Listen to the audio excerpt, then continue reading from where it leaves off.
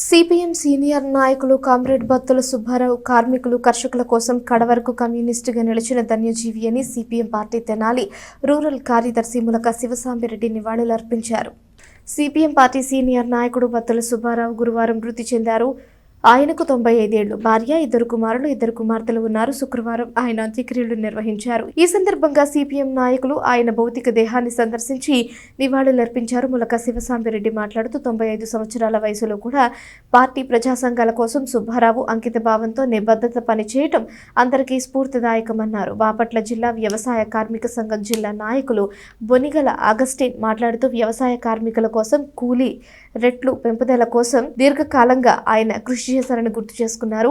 CITU Tenali division కార్యదర్శి షేక్ హుసేన్ వలీ మాట్లాడుతూ అంగన్వాడీ, ఆశా, పంచాయతీ కార్మికులు, మధ్యాహ్న భోజన కార్మికులు సమస్యలపై చేసిన ఆందోళనలకు సుబ్బారావు మద్దతునిచ్చేవారని గుర్తు చేసుకున్నారు.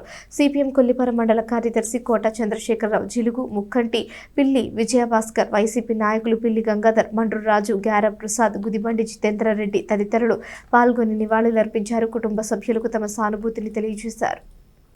దీర్ఘకాలం పాటు సిపిఎం పార్టీ కార్యకర్తగా ఏ రంగంలో అంగన్వాడీ, పంచాయతీ కార్మికుల, ఆశా వర్కర్ల ఎవరు ఉద్యమాలు చేసినా కానీ రైతు సంఘాలకి అన్నిటికీ కూడా ఆయన తన వంతు మద్దతు తెలియజేసి ఆ వయసులో కూడా మరి అత్యంతమైన విశ్వాసంతో నిలబడ్డారు.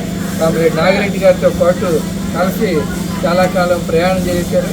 అలాగే మన కొలిపరలో ప్రజాశక్తి పంపిణీ చేయడంలో పత్రికని ఈ వయసులో కూడా కర్ర వేసుకొని మరి ఇంటింటికి ప్రజాశక్తి పత్రిక అందించడం కానీ అలాగే సుబ్బారావు గారి గురించి ప్రత్యేకంగా కొమ్మూరు కొలిపరం అనేవాళ్ళని గ్రామాలు కానీ నేను ప్రత్యేక చెప్పాల్సిన అవసరం లేదు. ఎవరైనా సరే జీవితాంతం ఇవాళ ఎవరు ఏ రాజకీయ పార్టీలో ఉంటారో, ఎవరు తమ వ్యక్తిగత స్వార్థం కోసం పార్టీలు మారుతారో, ఎవరెక్కడ ఉంటారో కూడా తెలియని పరిస్థితుల్లో ఈనాడు రాజకీయాలు ఉన్నాయి.